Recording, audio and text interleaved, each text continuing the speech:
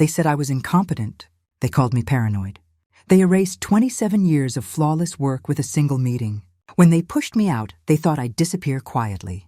But what they didn't know was that I never stopped collecting evidence.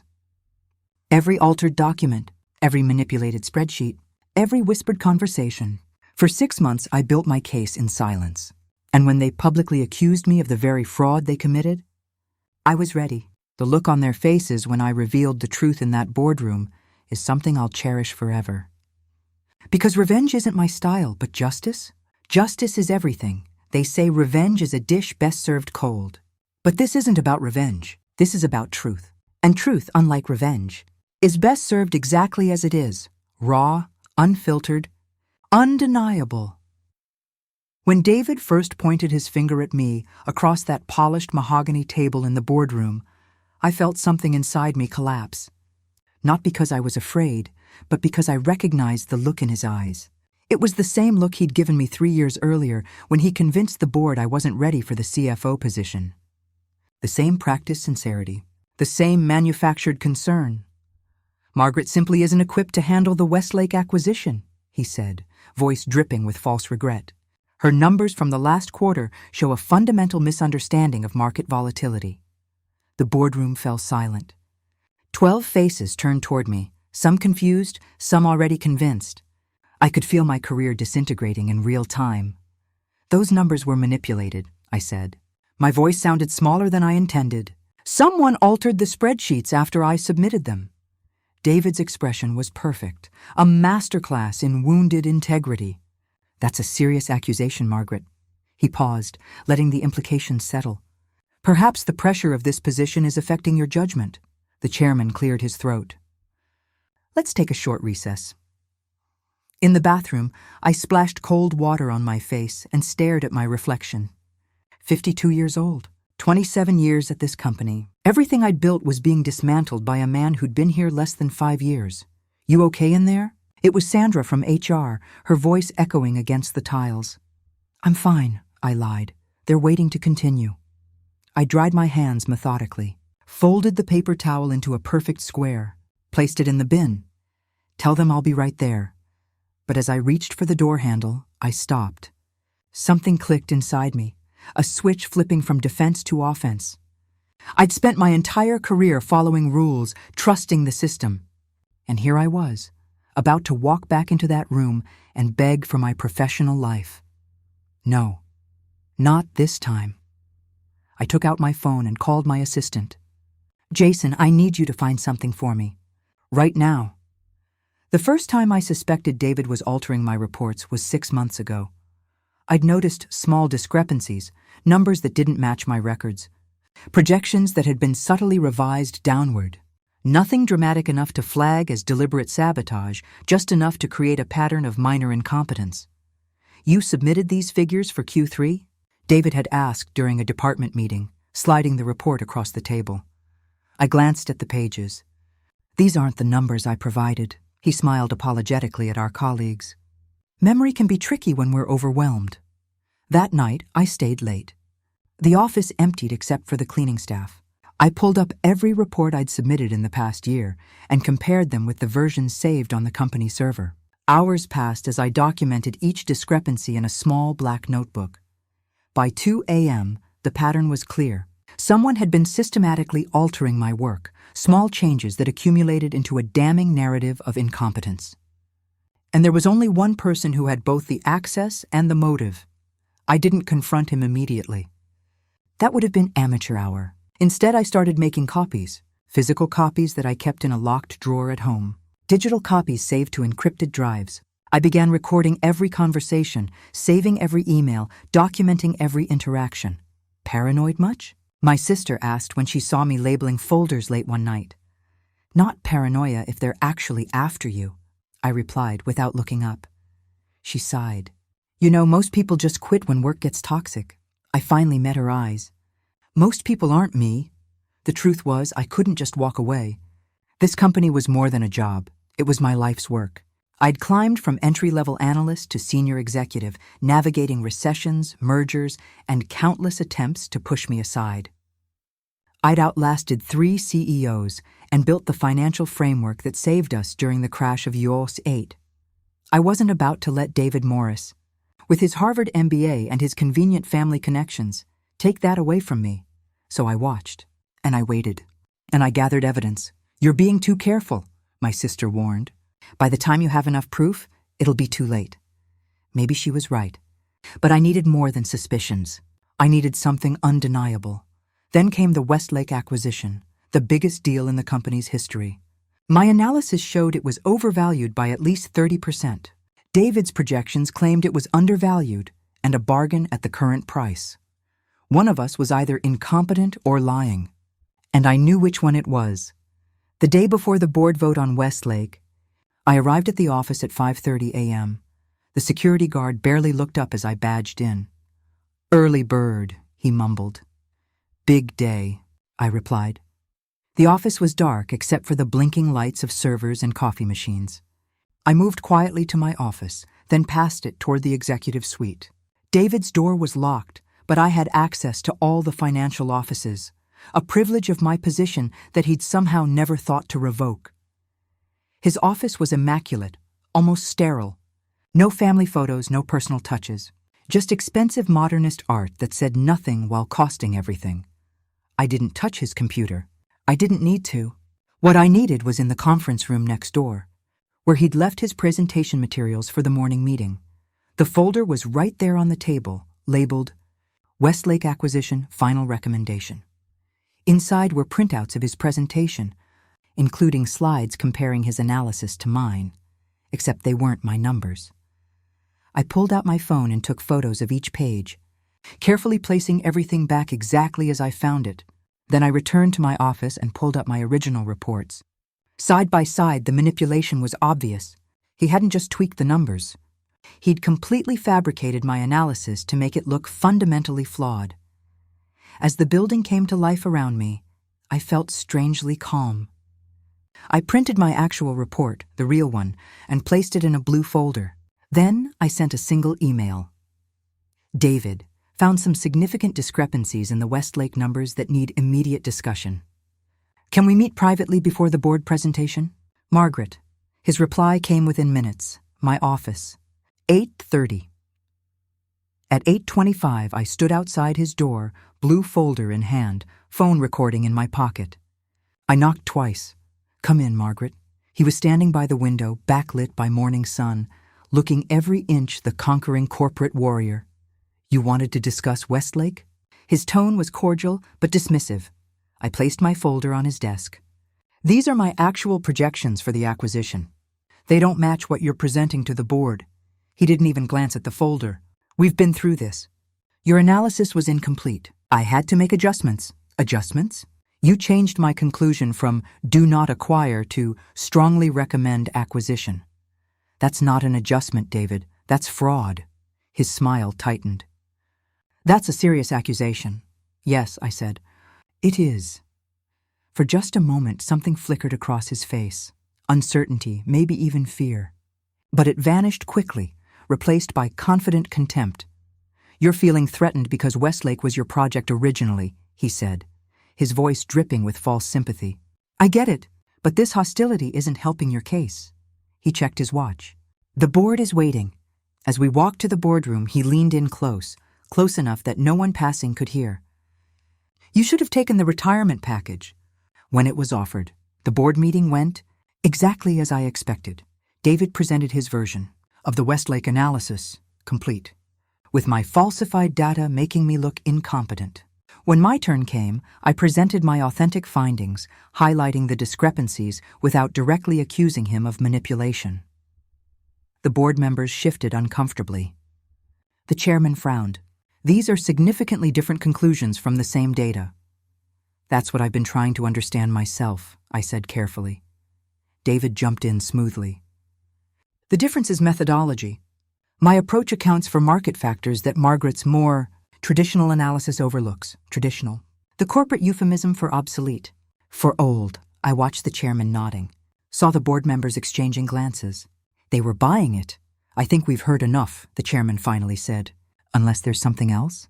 This was my moment. The recording from David's office was on my phone. The evidence of manipulated reports was in my folder. I could lay it all out right now. But looking around the table, I realized something important. They didn't want to hear it.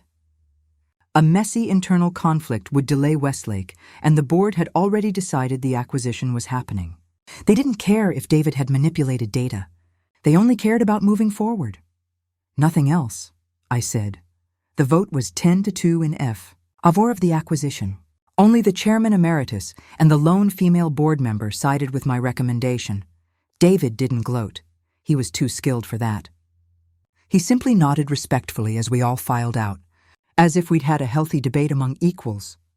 Back in my office, I closed the door and finally allowed myself to feel it all, the anger, the frustration, the humiliation. My hands trembled as I poured a glass of water. My phone buzzed with a text from my sister. How did it go? I didn't respond. Later that afternoon, an email arrived from HR requesting my presence the following morning.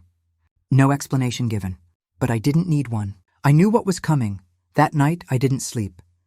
Instead, I sat at my kitchen table with a legal pad, meticulously documenting everything that had happened over the past year. Every altered report, every undermined projection, every convenient revision of history. By dawn, I had filled 12 pages. I made coffee, showered, and dressed with particular care. Charcoal suit, white blouse, my mother's pearl earrings. As I was about to leave, my sister called. "You're going to fight this, aren't you?" She asked. "Wouldn't you?" She sighed. "Sometimes walking away is the smarter choice. I'm not looking for smart," I replied. "I'm looking for right." The HR conference room was deliberately designed to be unmemorable. Beige walls, generic art, a table neither impressively large nor insultingly small. Sandra from HR sat across from me, a folder placed precisely in front of her. Next to her was David, and beside him, the company's legal counsel. Not a good sign. "Thank you for coming in, Margaret," Sandra began, her voice professionally sympathetic. "I know this isn't easy." I said nothing, just waited. In light of the Westlake situation and other concerns about performance, we've decided to make some organizational changes. David studied his hands as she spoke. The lawyer watched me carefully.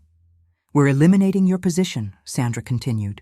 "The financial oversight functions will be absorbed by David's team, creating a more streamlined reporting structure." "I see," I said. "And what precipitated this structural epiphany?" The lawyer shifted slightly. Sandra glanced at her notes. "This isn't about one specific incident. It's about creating operational efficiencies." "Of course," I nodded. "Operational efficiencies. Not the fact that I questioned the Westlake acquisition or that my financial projections were mysteriously altered. No one altered your projections." "Margaret," David finally spoke, his voice gentle with practiced concern. "I think you're having trouble accepting that your methods have become outdated." I looked at him directly. "Is that what you call it when numbers change between my desk and yours?" "Outdated methods?" The lawyer cleared his throat. "We're prepared to offer a generous severance package. 6 months' salary, continued health benefits, and a letter of recommendation." "In exchange for what?" "A standard separation agreement. Non-disparagement, confidentiality regarding company matters, and a release of any potential claims." "You want me to sign away my right to tell the truth," Sandra interjected quickly. "We want to ensure a smooth transition for everyone involved." I leaned back in my chair. "May I have the paperwork to review?" The relief on their faces was almost comical. They thought I was going to make a scene, shout, cry, maybe even flip the table. That's how they'd already cast me in their minds, the hysterical older woman who couldn't handle being replaced. Sandra slid the folder toward me. "Take your time. We can reconnect tomorrow. One more thing," David added smoothly. "We'll need your access card and company devices before you leave today." Standard protocol, of course. They wanted to make sure I couldn't access any evidence. "No problem," I said, reaching into my bag. I placed my company phone and tablet on the table. "The laptop is in my office." As I stood to leave, David smiled sympathetically. "I'm sorry it ended this way, Margaret. Your contributions over the years have been valuable." I looked at him for a long moment. "This isn't over, David." His smile didn't waver, but something flickered in his eyes. "I think it is. I walked out with the severance agreement and took the elevator to my office. Jason, my assistant, was waiting anxiously by my door. "Is it true?" he asked. "Are they letting you go?" "Eliminating my position," I corrected. "Apparently I'm an operational inefficiency," his face flushed with anger. "That's bull—" "Careful," I interrupted. "These walls have ears." He followed me into my office and closed the door. "What can I do?" I handed him a USB drive. "Remember that project we discussed?" "It's time." 3 months passed. I didn't sign the severance agreement. I didn't cash the check they sent anyway. I didn't respond to the increasingly urgent emails from HR and legal. Instead, I waited. From my home office, I watched as Westlake Acquisition Corp. Was absorbed into the company structure. Watched as the stock jumped on the announcement, then slowly began to slide as integration problems emerged. Watched as financial media questioned the wisdom of the purchase. David was everywhere, on business channels, in industry publications, at conferences, defending the acquisition and promising that short-term pain would lead to long-term gain. But I knew better. The quarterly reports confirmed what my analysis had predicted. Westlake was overvalued, underperforming, and bleeding cash. I received occasional texts from former colleagues, rumors of missed targets, whispers of accounting irregularities, stories of David blaming the Westlake team for providing misleading data. "He's throwing people under the bus left and right," Jason texted. 3 VPs from Westlake resigned last week. I wasn't surprised. David had always been skilled at deflecting blame, and with me gone, he needed new scapegoats. Meanwhile, I was building my case. The USB drive Jason had smuggled out contained a treasure trove: email threads, calendar invites, early drafts of reports. Nothing individually damning, but together they formed a pattern that couldn't be dismissed as coincidence. I hired a forensic accountant to analyze the documents. She confirmed what I already knew. Someone had systematically altered financial projections to make Westlake look like a bargain. "This is textbook fraud," she told me, pointing to spreadsheet timestamps that showed modifications made after I'd submitted the final versions. "The question is whether you can prove who did it." That was the missing piece. I had evidence of fraud, but nothing that explicitly tied it to David. He'd been careful to use shared servers and systems where multiple people had access. Then, 6 months after my departure, the company announced its quarterly earnings. They missed projections by 28%. The stock plummeted. And buried in the 10Q filing was a material impairment of the Westlake assets, exactly as my original analysis had predicted. The business press was merciless. Analysts who had praised the acquisition now called it poorly vetted and fundamentally mispriced. That evening, my doorbell rang. It was Jason, looking nervously over his shoulder. "I shouldn't be here," he said as I let him in. "But you need to see this." He handed me a flash drive. "What is it?" I asked. "Board minutes.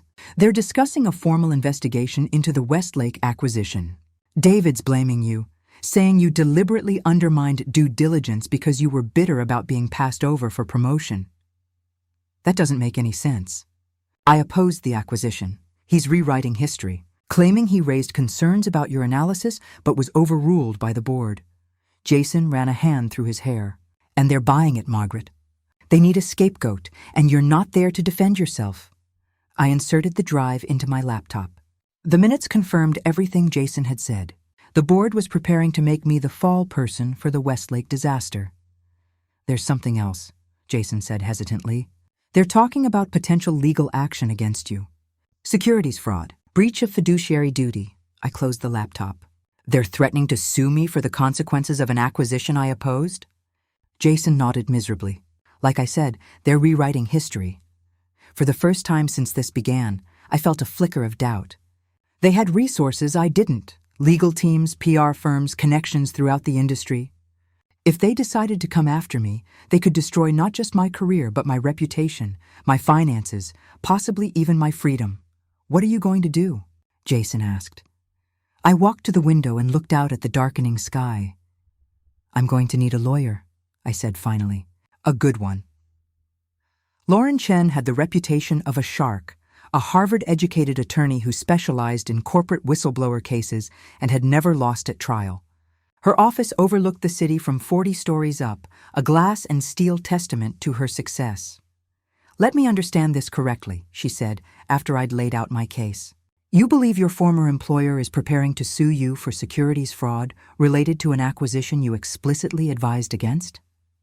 "Yes. And you have documentation proving your opposition?" I pushed a folder across her desk. My original analysis, email threads, meeting minutes where I voiced concerns, and evidence that my reports were altered after submission. She leafed through the documents, her expression unreadable. "What about proof that David Morris was behind the alterations?" "That's where it gets complicated," I admitted. "The changes were made from shared servers. Multiple people had access." She closed the folder. "So you have circumstantial evidence at best." "For now," Lauren studied me carefully. "You said they offered a severance package with a non-disparagement clause that you didn't sign?" "Correct. And you've made no public statements about the company or the acquisition since your departure?" "None." "Smart," she nodded. "They can't claim breach of contract or defamation." She leaned back in her chair. "But they can still try to make you the scapegoat for Westlake. And given the money involved, they'll throw everything at you. Their legal team, their PR machine, their industry connections." "I understand the risks. Do you?" Her gaze was penetrating. "This isn't just about clearing your name, Margaret. This is about taking on a powerful corporation that's already decided you're their sacrificial lamb. They will dig into every decision you've ever made, every report you've ever filed, looking for anything they can use against you." "I've been there 27 years, I said. "If there were skeletons in my closet, they'd have found them by now." Lauren almost smiled. "Everyone has skeletons. The question is whether yours are relevant to this case." She tapped her fingers on the folder. "What exactly do you want from me?" "I want to fight back. Not just defend myself, but expose what really happened." "That's a tall order without smoking gun evidence tying David directly to the fraud." "Then we need to find that evidence." She raised an eyebrow. "We? I'm hiring you, aren't I?" This time she did smile, a brief predatory flash of teeth. "My retainer is $50,000. If we proceed to litigation, my hourly rate is $850. I didn't flinch. "I've been preparing for this fight since the day they escorted me out." "I can afford you." Lauren picked up the folder again. "I'll need everything. Every email, every report, every meeting minute related to Westlake. And I mean everything, not just what supports your version of events. Already compiled," I said, patting my briefcase. "I brought digital copies of everything." She looked impressed despite herself. "You've been methodical. I had to be. They've been rewriting history in real time." Lauren nodded slowly. "All right, Margaret, I'll take your case. But understand this. We don't move against them until we have irrefutable evidence linking David to the fraud. If we go public with accusations we can't prove, they'll bury you." "I understand. And one more thing," she added. "From this moment on, you document everything. Every phone call, every text, every conversation with former colleagues. If David Morris so much as looks at you across a restaurant, I want it recorded." As I left her office, my phone buzzed with a text from an unfamiliar number. "Board meeting, minutes from today. They're moving forward with the investigation. You're officially in their crosshairs." John, the letter arrived by certified mail 2 weeks later. Formal notice that the company was conducting an internal investigation into financial irregularities surrounding the Westlake acquisition, and that I was a person of interest in said investigation. I forwarded it to Lauren, who called immediately. "This is actually good news," she said. "How do you figure?" "They're giving us discovery leverage. Once they formally accuse you, we can demand access to their internal documents as part of your defense. Unless they find a way to limit discovery." "They'll try," Lauren agreed. "But judges tend to be unsympathetic to corporations that make serious allegations while refusing to provide supporting evidence." I placed the letter on my desk, next to the growing stack of documents I'd been organizing. "There's something else," I said. "I received an anonymous email yesterday with a screenshot of a calendar invite. David has scheduled meetings with 3 former Westlake executives. The subject line is narrative alignment." Lauren was silent for a moment. "He's coaching witnesses." "That's my guess. We need to get to them first." "How?" "I'm persona non grata in the industry right now. No one will talk to me. They'll talk to me, Lauren said. I'm representing you in a potential defamation case against David Morris personally. I have legitimate grounds to interview these executives. Won't that tip our hand? Maybe. But it might also make David nervous enough to make a mistake. After we hung up, I sat staring at my case wall, the whiteboard where I'd mapped out the timeline of events, connected key players, and highlighted critical evidence. It was methodical, comprehensive, and still missing the smoking gun. My doorbell rang around 8 p.m. Through the peephole, I saw Sandra from HR looking nervously over her shoulder. I opened the door cautiously. "Sandra, can I come in?" she asked, her voice barely above a whisper. "I shouldn't be here." I stepped aside to let her enter, then closed and locked the door behind her. "Are you okay?" I asked. She shook her head. "They're coming after you, Margaret." "Not just the company, David specifically. He's been in closed-door meetings with legal for days. Why are you telling me this?" Sandra sank onto my couch, suddenly looking exhausted. "Because what they're doing isn't right. I've been in HR for 20 years. I've overseen dozens of terminations. But this," she trailed off, "this is different. Different how? They're not just firing you. They're trying to destroy you, make you unemployable, possibly even criminally liable." She looked up at me. "And all because you were right about Westlake." I sat down across from her. "I need specifics, Sandra. What exactly are they planning?" She reached into her purse and pulled out a folded document.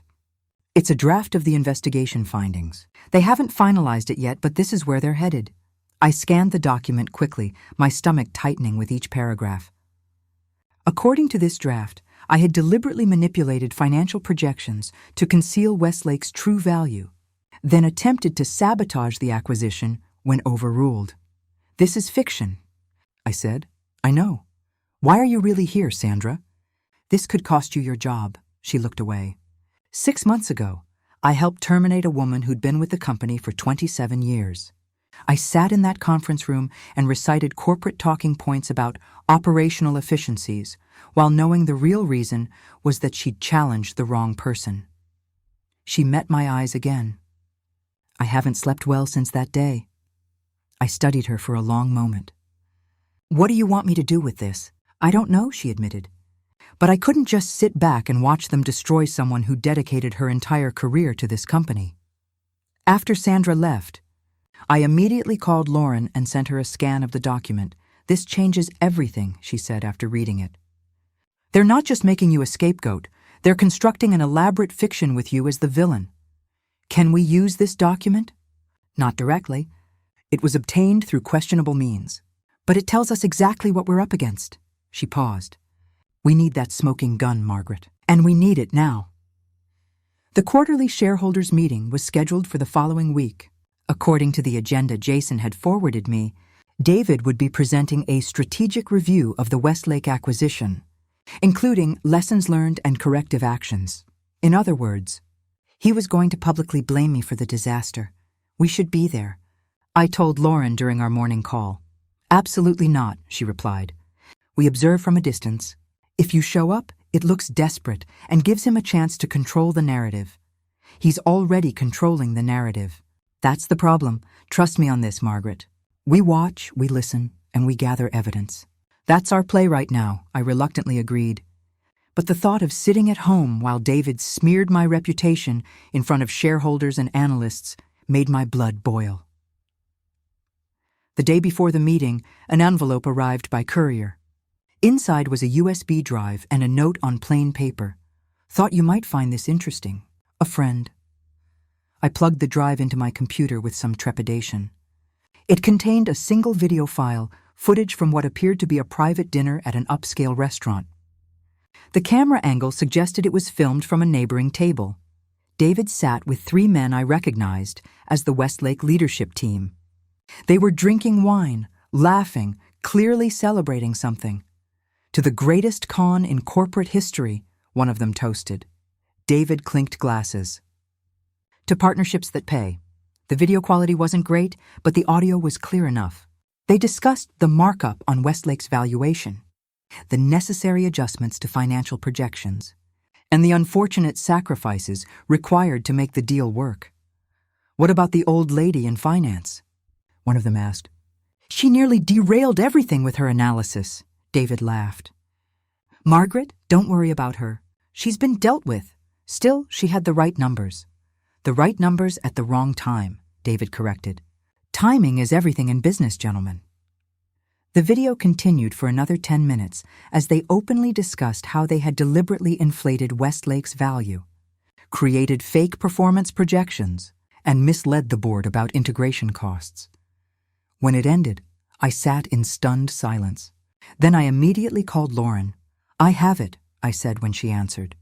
The smoking gun, what is it? A video. David with the Westlake executives explicitly discussing how they manipulated the financials and how they dealt with me for finding out. How did you get this video? Anonymous source. Chain of custody problems, she muttered. Could be inadmissible. Could be illegally obtained. Could be edited. It's authentic, I insisted. I recognize all the participants, the restaurant, even what they're wearing. This was the celebration dinner after the acquisition closed. Send it to me now, Lauren said. And don't share it with anyone else. After forwarding the video, I paced my living room, adrenaline coursing through my veins. This was it. Irrefutable evidence of fraud, conspiracy, and retaliation. My phone rang again. Lauren, I've watched it 3 times, she said. It's compelling, but also problematic from an evidentiary standpoint. We don't know who recorded it or why. We can't establish chain of custody, and it was almost certainly obtained without consent of the participants. So we can't use it? I didn't say that. We can use it, just not in the way you might expect. She paused. The shareholders' meeting is tomorrow, right? Yes. Good. I need you to do exactly as I say. The conference room at the Grand Hyatt was packed with shareholders, analysts, and financial press. I sat in the back row, wearing glasses and a scarf that partially obscured my face. Lauren had insisted on this soft disguise to prevent David from spotting me immediately. From my vantage point, I could see the executive team seated at the front table. David was in the center, reviewing notes and occasionally leaning over to whisper to the CEO. As the meeting began, I watched the usual corporate theater unfold, the CEO's opening remarks, the CFO's presentation of quarterly results, the careful management of shareholder questions. Then David took the podium for the strategic review of Westlake. As many of you know, the Westlake integration has presented certain challenges, he began, his voice measured and authoritative. While we anticipated some transitional difficulties, the extent of these challenges was obscured by significant irregularities in the preliminary financial assessment. He clicked to a slide, titled Due Diligence Failures, that prominently featured my name. Our internal investigation has revealed that the initial due diligence process was compromised by incomplete and, in some cases, misleading analysis provided by the former head of financial oversight. Murmurs rippled through the audience. I felt my face flush with anger as David systematically dismantled my reputation, presenting a carefully constructed narrative in which I had deliberately undermined the acquisition due to personal animus and professional jealousy. The board has taken decisive action to correct these governance failures, he continued smoothly. We've implemented enhanced oversight protocols and restructured the financial reporting process to ensure this kind of malfeasance cannot happen again. Malfeasance. He'd actually used that word, implied criminal behavior without quite saying it outright. As David transitioned to lessons learned, I felt my phone buzz in my pocket. A text from Lauren, who was watching the live stream from her office. Now. I stood up and moved to the microphone set up in the aisle for the Q&A portion. Mr. Morris, I said clearly into the microphone, I have a question about your characterization of the Westlake due diligence process. David squinted against the lights, trying to identify the speaker. Then recognition dawned on his face, followed by a flash of alarm that he quickly masked. Margaret, he said, his voice betraying only mild surprise. I wasn't aware you were a shareholder. I've been with the company for 27 years. David, of course I'm a shareholder. The room had gone completely silent, all eyes darting between us. Perhaps we can discuss your concerns privately after the meeting, he suggested smoothly. I think they're relevant to everyone here, I replied. especially since you've just publicly accused me of malfeasance. The CEO leaned forward.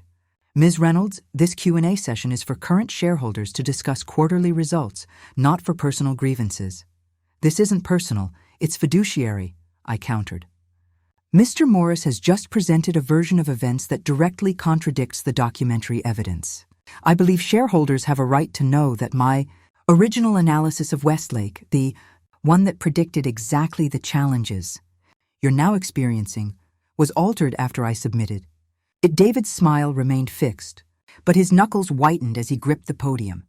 These are serious accusations, Margaret. I'd caution you against making statements that could be considered defamatory. It's not defamation if it's true, David, and I have proof. The CEO stood up. This meeting is not the appropriate forum for— I have the original reports, I continued, raising my voice slightly. I have the altered versions. I have email threads. And most importantly, I have video of you discussing with the Westlake executives how you manipulated financial projections and dealt with me for discovering it. The room erupted. Shareholders turned to each other, reporters began furiously typing on their phones, and the executive team huddled in urgent consultation. David's face had gone pale. That's absurd. There is no such video. My attorney has a copy, I said calmly, along with forensic analysis of the financial documents. We were planning to address this through proper legal channels, but since you've chosen to publicly defame me today, I felt compelled to set the record straight. The CEO signaled to security. 2 men in dark suits began moving toward me. This meeting is temporarily adjourned, the CEO announced. We'll take a 30-minute recess. As security approached, I held up my hands. No need for escorts. I've said what I came to say. I walked calmly toward the exit, aware of the cameras following me, the whispers trailing in my wake. Outside the conference room, Lauren was waiting, exactly as planned. Perfect timing, she said quietly, as we walked briskly toward the elevators. You dropped the bomb just as the financial reporters were starting to lose interest. What happens now? Now we wait for their lawyers to call, which should be— Her phone rang as if on cue. She glanced at the screen. Right on schedule. The emergency board meeting was called for 7 a.m. the following day. Lauren and I arrived 15 minutes early, accompanied by a digital forensics expert who had verified the video's authenticity. We were escorted to a conference room different from the one where I'd been terminated 6 months earlier. This one was larger, with a view of the city skyline just beginning to glow with dawn light. The board members filed in silently, followed by the executive team. David entered last, flanked by 2 attorneys I didn't recognize. His eyes met mine briefly, then skittered away. The chairman called the meeting to order. We're here to address some extremely serious allegations that were raised at yesterday's shareholders' meeting. Ms. Reynolds, since you initiated this discussion, perhaps you should begin. Lauren stood. Thank you, Mr. Chairman. Before we proceed, I want to clarify that my client came forward only after Mr. Morris publicly accused her of professional misconduct. Had he not done so, we would have pursued this matter through proper legal channels without public disclosure. She placed a folder on the table.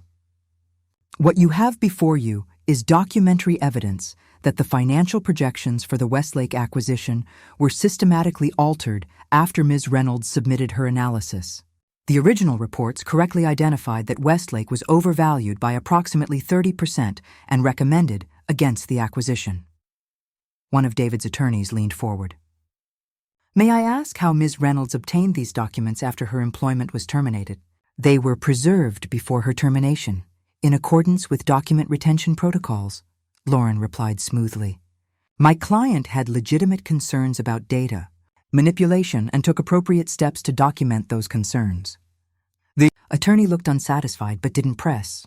Further, as for the video Ms. Reynolds referenced, Lauren continued, we have verified its authenticity through forensic analysis. While we cannot reveal our source, we can confirm that it was recorded legally in a public place where there is no expectation of privacy. We'd like to see this alleged video, David's attorney demanded. Lauren nodded to our forensics expert, who connected a laptop to the conference room's display system. The video began to play. As David's own voice filled the room, discussing the markup on Westlake, the necessary adjustments to financials, and how I had been dealt with, the atmosphere changed perceptibly. Board members exchanged glances. The CEO stared stonily at the table. David himself seemed to physically shrink in his chair. When the video ended, silence hung in the air for several long moments. Finally, the chairman spoke. "Mr. Morris, do you have any response to this evidence?" David leaned toward his attorneys, who whispered urgently in his ear. Then he straightened. "The video lacks context," he said, his voice tight. "Those comments were made in jest after several drinks, in what I believe to be a private conversation." "Jest?" I couldn't contain myself. "You joked about falsifying financial documents and retaliating against an employee who discovered it?" "Margaret's interpretation of events is colored by personal animosity," David countered. "The reality is that her analysis was fundamentally flawed, and I had to make corrections before presenting to the board." "Then explain why the actual performance metrics match my original projections almost exactly," I challenged. The chairman raised a hand. "I think we've heard enough for now. The board needs to discuss this privately." He looked at me, then at David. "Both of you will wait outside while we deliberate." In the hallway, David and I sat on opposite sides of a small waiting area, deliberately avo, eating eye contact. His attorneys huddled nearby, speaking in hushed tones. After what seemed like hours but was probably only 45 minutes, we were called back in. The executive team was gone. Only the board remained. "This is a deeply troubling situation," the chairman began. "The evidence presented today raises serious questions about the integrity of the Westlake acquisition process and about corporate governance more broadly." He turned to David. "Mr. Morris, pending a full investigation, you are suspended from all duties effective immediately. You will retain your title and compensation until the investigation concludes, but you will not participate in day-to-day operations or have access to company systems." David's face flushed red. "This is not negotiable," the chairman cut him off. "Be grateful we're not taking more drastic action today." Then he turned to me. "Ms. Reynolds, the board owes you an apology. It's clear that your analysis of Westlake was not only accurate, but was deliberately undermined. We would like to discuss your potential return to the company in an appropriate capacity." I glanced at Lauren, who gave an almost imperceptible nod. "I appreciate that, Mr. Chairman," I said carefully. "But any discussion of my future with the company would need to address both the professional and personal damage I've suffered over the past 6 months." "Of course," he agreed. "We'll have our people contact Ms. Chen to begin that conversation."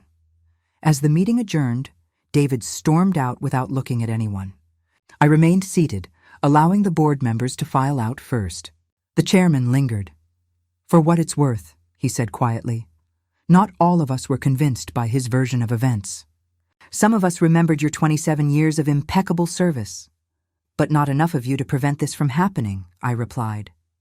He had the grace to look ashamed. "No, not enough. The independent investigation took 3 months. During that time, David remained suspended, and I consulted with the company on untangling the financial mess that was Westlake. The investigative report was damning.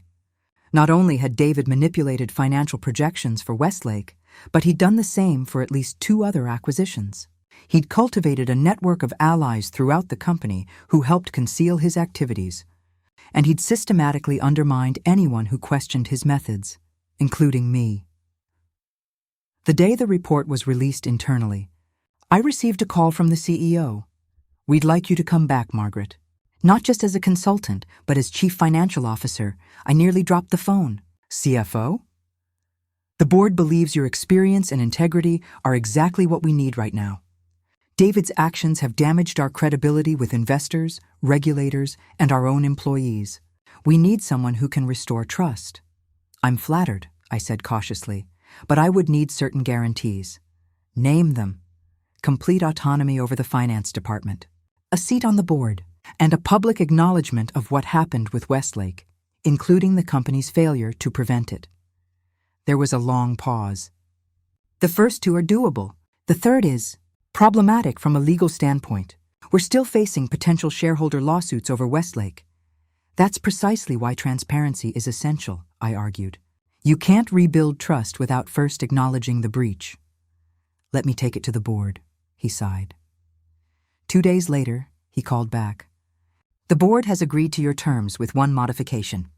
Rather than a public statement about Westlake specifically, they propose a press release announcing your appointment as CFO that acknowledges past failures in financial oversight and commits to a new era of transparency and accountability. I considered this acceptable if the press release also explicitly refutes the allegations made against me. Done.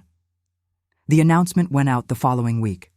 The business press covered it extensively, with most analysts praising the company for taking decisive action to address governance issues. David resigned before the investigation was complete, negotiating a separation agreement that prevented the company from suing him, but also prevented him from working in the industry for 5 years. On my first day back, I arrived early before most of the staff. The security guard, the same one who had been there the morning I discovered the altered Westlake documents, smiled in recognition. Welcome back. Ms. Reynolds, thank you, Carl. My new office was on the executive floor, with floor-to-ceiling windows overlooking the city. As I settled in, Sandra from HR appeared at my door. I just wanted to say welcome back, she said, hovering uncertainly in the doorway. Come in, Sandra. I gestured to a chair. And thank you. For everything. She sat down, still looking uncomfortable. I should have done more. Earlier, I mean. You did what you could, when you could. That's all any of us can do, she nodded, then reached into her folder. Your new employment contract. The CEO asked me to deliver it personally. I took the folder. I'm curious about something. Why did you decide to help me, really? Sandra was quiet for a moment. My mother worked for a company for 32 years. When she turned 60, they suddenly decided she was no longer a good fit for the evolving corporate culture. She never recovered from it, not financially, not emotionally. She met my eyes. When I saw the same thing happening to you, I couldn't just stand by. After she left, I opened the contract folder.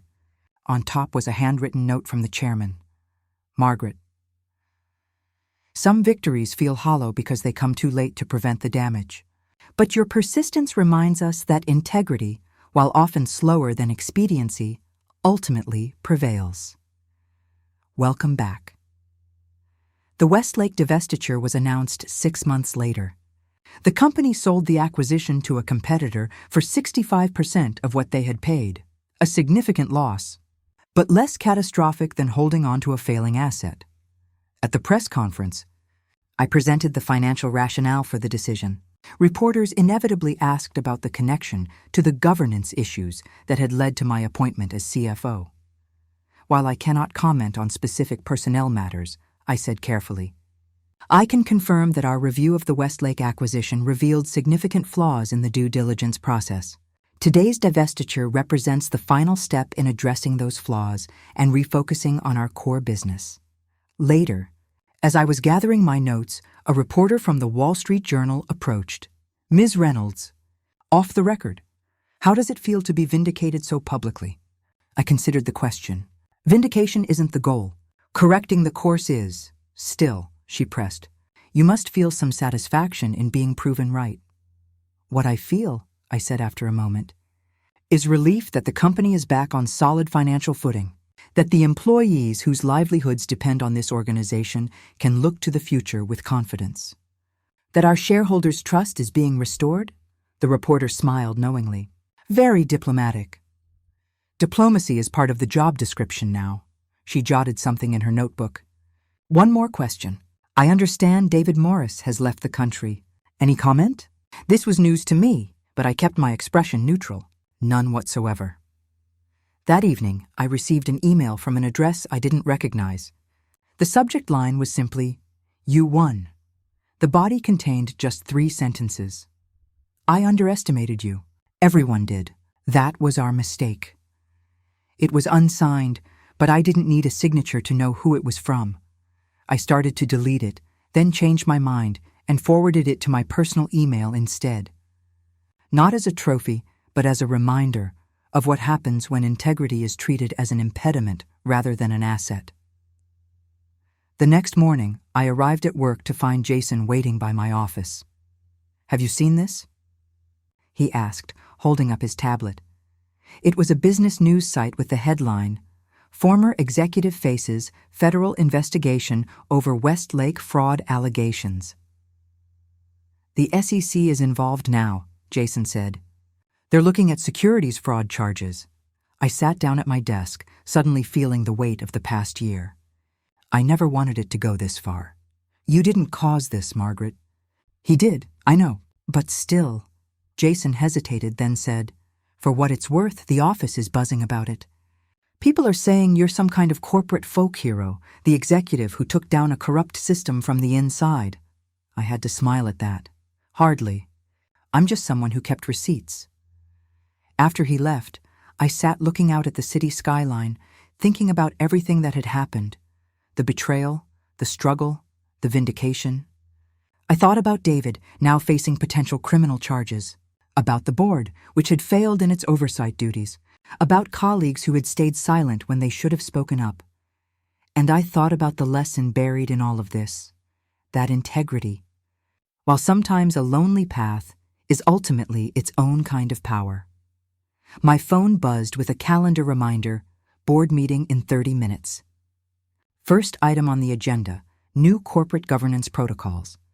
I gathered my materials and headed to the conference room, ready for the next chapter. 14.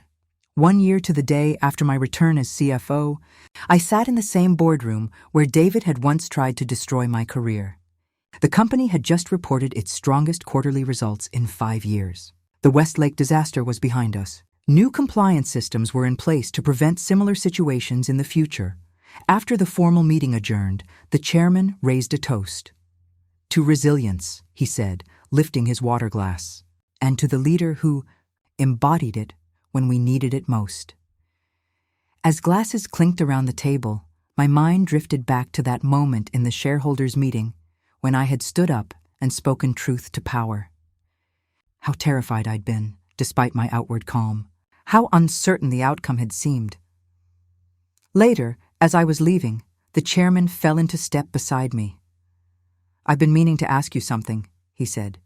"That video, the one of David and the Westlake executives, you never revealed where it came from." "No," I agreed. "I didn't. Was it really obtained legally?" I stopped walking and faced him directly. The video showed executives of a publicly traded company explicitly discussing how they had committed securities fraud. "The manner of its recording is largely irrelevant to its content." He nodded slowly. "Fair enough. Is there something specific you're concerned about, Mr. Chairman?" "Just curious about loose ends," he said. "The SEC investigation is wrapping up. David has agreed to a settlement that includes a lifetime ban from serving as an officer or director of any public company. I heard the Westlake executives are negotiating their own deals." "Also heard." He studied me for a moment. "You know, in all of this, you've never seemed particularly vengeful. Most people in your position would have wanted blood." "What I wanted was the truth," I replied, "and for the consequences to fall where they belonged." "Well, they certainly did." He extended his hand. "Thank you, Margaret, not just for saving the company from Westlake, but for showing us a better way forward." As I drove home that evening, I thought about the journey of the past 18 months. From the moment I first suspected David was altering my reports to today's boardroom accolades, I thought about the personal cost. The sleepless nights, the legal bills, the damage to professional relationships, the constant second-guessing. And I thought about what I would say if I could go back in time and talk to myself on that day when I was called into HR and told my position was being eliminated. Would I advise caution? Compromise? A quieter exit? No.